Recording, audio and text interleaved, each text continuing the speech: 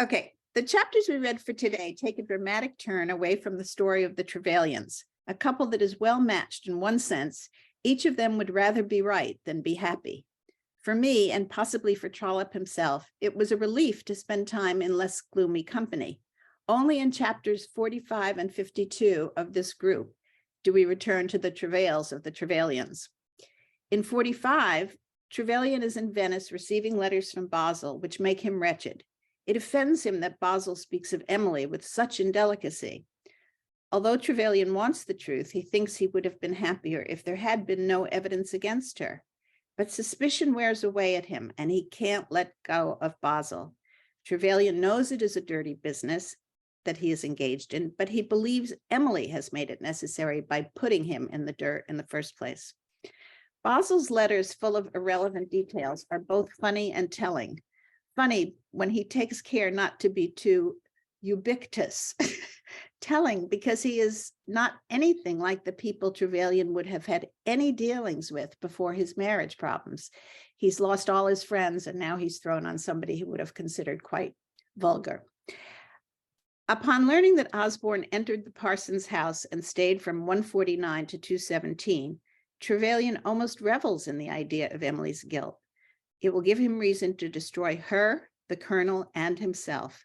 He writes to Mr. Outhouse demanding an admission or denial of the colonel's visit and accusing the parson of having betrayed his trust. One second here. In 52, Mr. Trevelyan has written to say that he will send someone to take Louis away, little Louis. Basil shows up with a note from his employer giving him authority to do so. Mr. Outhouse, who's often quite meek, tells Basil to leave the house, threatening to call a real policeman.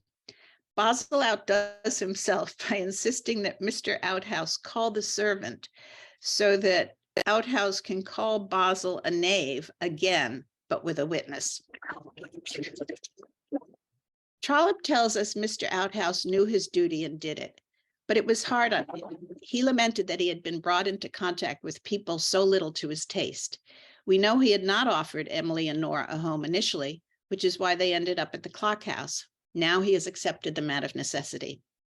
Okay, now we're done with them for now. In chapter 43, Hugh feels he has enough money to keep his family in the Clock House, at least until Christmas, despite the fact that Emily and Nora have left. The new cottage is indeed shabby, but living beyond her means or station is more offensive to Priscilla than a shabby house. We know Priscilla well enough by this point to know that she will carry the day. Hugh forgives Priscilla when she tells him he is a god to her, even though it's only when he is away. In chapter 44, Brooke visits his uncle Barney to say goodbye, listens to his uncle's bitter account of the feud between the families, and concludes, as he has before, that he should not count on his aunt's money, and that way he will not be disappointed. In contrast to Hugh, remember, he has steady employment as a clerk in the ecclesiastical commissioner's office, and he can rely on his income. While he is polite to his aunt and seems to enjoy her, he is not particularly submissive. He smokes his pipe and offers his opinions. He thinks she is good and kind, but too capricious to be relied on.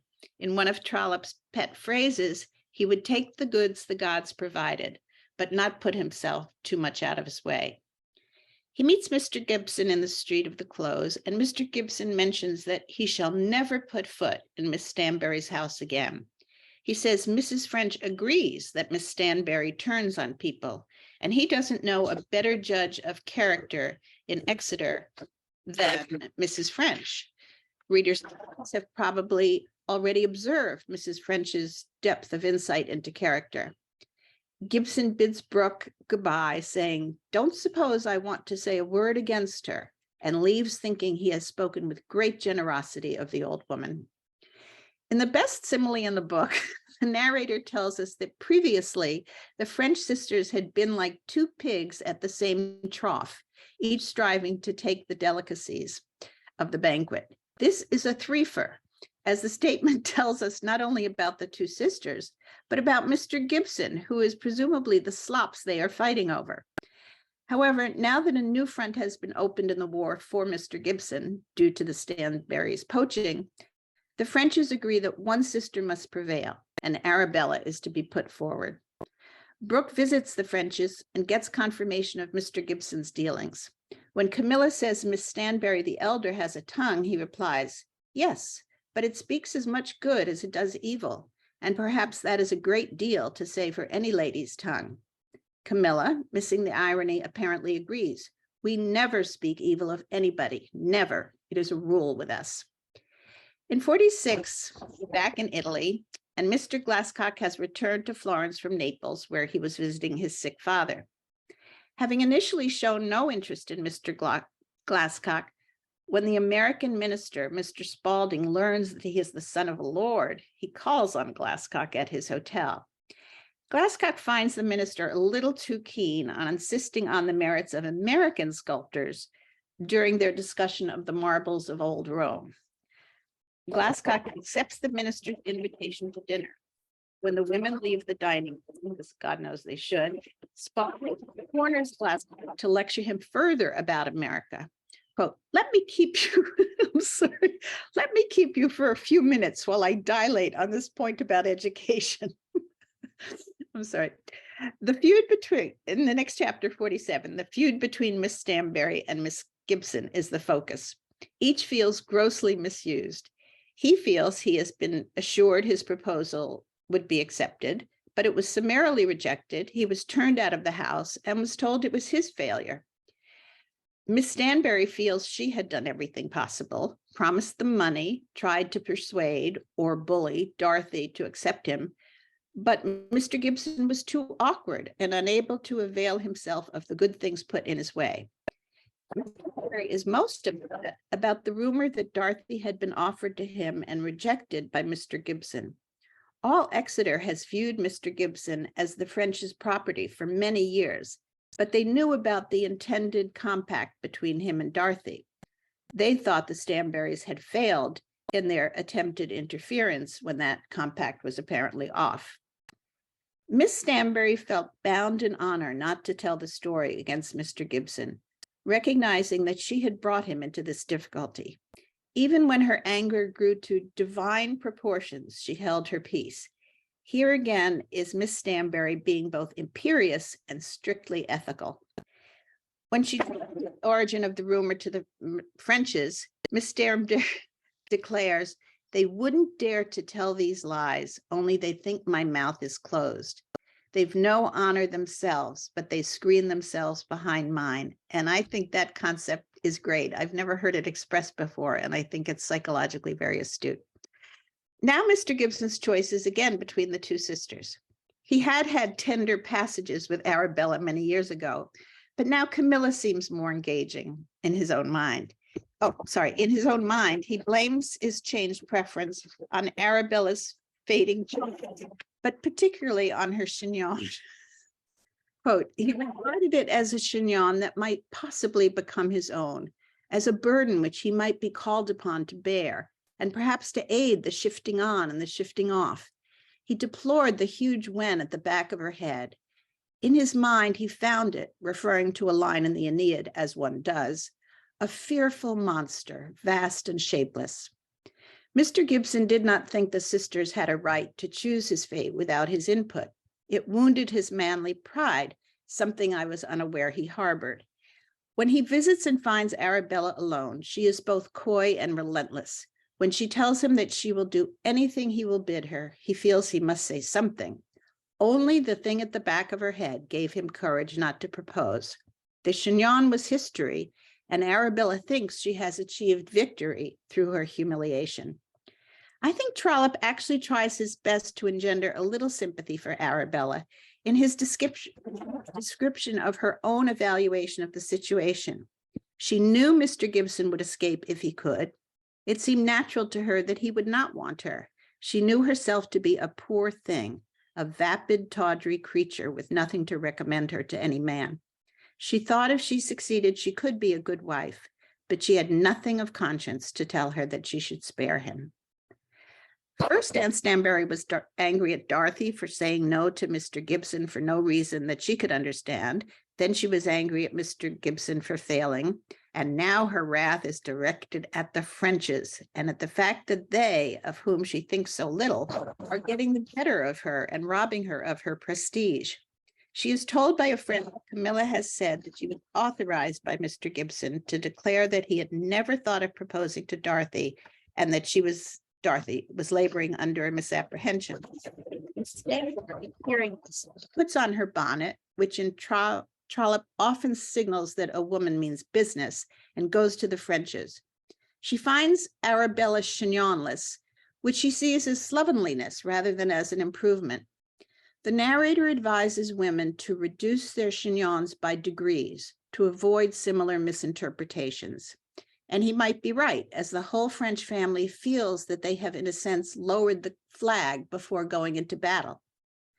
Miss Stanbury asked Camilla not to repeat the statement she had declared was authorized by Mr. Gibson. Camilla protests that the statement is true.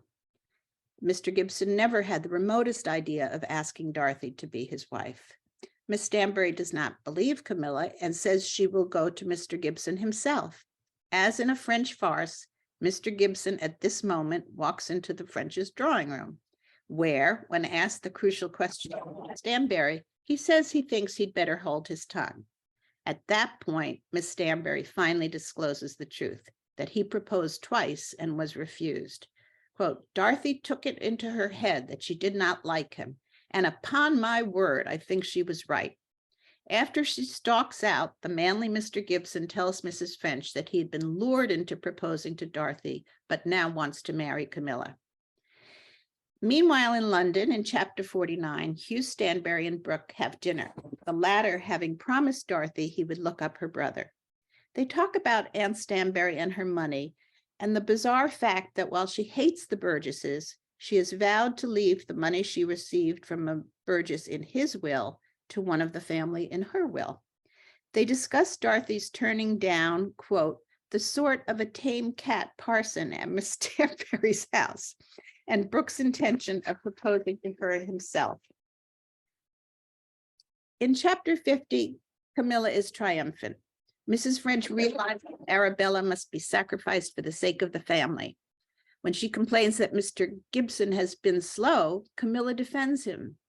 Men have to think of their incomes, and he only got St. Peter's cum Pumpkin, my favorite parish in Trollope, 3 years ago. She knows Mr. Gibson was going to or did propose to Dorothy and believes she is the reason it is off between them. Miss Stanbury is ill in chapter 51.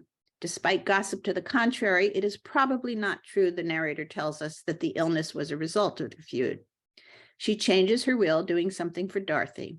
I really enjoyed the town's speculative and generally inaccurate, or at least conflicting, gossip over every small development, the visits of each doctor and of Bruce Burgess himself to the house, and everybody draws different conclusions. As luck would have it, Brooke and Dorothy are thrown much together during Brooke's 3-day visit to the ailing Miss Stanbury.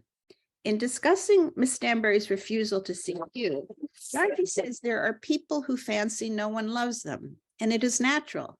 Some people don't seem to belong to anybody, are nobodies, and Brooke realizes she is thinking of herself. He proposes. Like Nora, she is chastely horrified.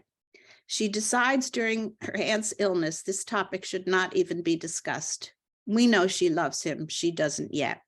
When he kisses her, she sobs that it is very, very wrong, and then goes to her room, the happiest girl in Exeter. In chapter 55, Hugh Stanbury, forbidden to visit St. Didulph's, asks Nora to marry him by letter. At this point, she is happy and ready to take on the task of being poor, although she and Emily seem to have no idea of how to be useful in a poor household. In chapter 54, Martha and Dorothy worry that Miss Stanbury is not dying in the proper frame of mind because she is thinking about revenge on the Frenches. Mr. Gibson visits. As he is not permitted to see the patient, he tells Dorothy that he wants to come back and be her parson. Although he confesses he finds it a little hard to be ill spoken of because things have gone a little amiss, He says there needn't be a word said about the Frenches and the little misunderstanding. Some in the town thought he was repenting his engagement to Camilla and changing his allegiance because Miss Stanbury was ill, and presumably Dorothy would inherit something. In this case, I think the town may be correct. Mr. Gibson has made himself scarce and delays making wedding plans. When Mr. French urges him to spend evenings with Camilla rather than call at the close, he says if he is treated this way, he'll go away. And I believe he references South Africa as his destination. In chapter 55, Minister Spalding invites Glasscock to tea and tries to make it not look as though a net is being spread for him. Carrie's friend, the odious Miss Petrie, the poet, the American Browning, as she is called, is very much against a possible marriage to Mr. Glasscock. He is a member of the aristocracy, which she considers dishonest and rotten. She considers England itself to be played out. Mr. Spalding corners Glasscock yet again. When the latter finally escapes him and reaches the girls, Miss Petrie won't leave Carrie's side, monopolizing Mr. Glasscock almost as much as did the minister. In chapter 56, Carrie starts to worry that Mr. Glasscock's people might not like her, or she them, but she does like him. He wanted a wife, and none pleased him so well as Caroline, but he hesitated on account of her uncle and Miss Petrie, whose ferocity and incivility were distressing to him. When Carrie's aunt indirectly sings her praises, he sees the hook he has avoided so long among English matrons. When Glasscock leaves the party, Carrie banters with him pretty unpleasantly for reasons totally unclear to me. So he does not tell her that she is the American woman he would like to take home to England. Apparently, despite Miss Petrie and Carrie's uncle and aunt, he still cares for her. So the few things I would throw out for discussion, although, as I told Dominic, I think the breakout rooms always come up with great things to talk about. In chapter 52, we are told that Emily and Nora learn that they are not welcome guests at the outhouses, which raised for me the question of whether Emily and Nora ever expressed concern about their host's comfort, either economically or in regard to their social standing, at either the Clock House or at their uncle's. Emily seems to assume that her husband's bad behavior entitles her to help from both strangers and relatives. She is so absorbed with her own drama that she doesn't seem aware of her impact on her hosts' lives, doesn't seem particularly grateful, doesn't seem to pitch in, and gets quite starchy when she learns she is a burden, which perhaps she should have realized without being told. In both cases, there are two inhabitants at the Clock House and at the outhouses, and Emily moves in with 4 people, she, her sister, Louis, and the nursemaid, and thereby sort of tripling the number in the house. And then the second thing that made me wonder was the Glasscock-Caroline subplot. And I think perhaps because he was not happy writing about the unraveling of a marriage with such unpleasant people, Trollope did not find it sufficient to have 2 marriage subplots, that of Dorothy and that of Nora, which we've already discussed. And I wondered if this was the reason for the entrance of the American buccaneers, as Edith Wharton would call them, in the form of Carrie and Olivia. And then third, I just want to say, I think Miss Stanbury is such a great character. And, you know, her complaint that the Frenches lacked honor, but knew they could hide behind hers, I thought was just brilliant. So those were 3 things that occurred to me. And I really liked this segment because I didn't have to, you know, watch the Trevelyan's being crazy. That's it.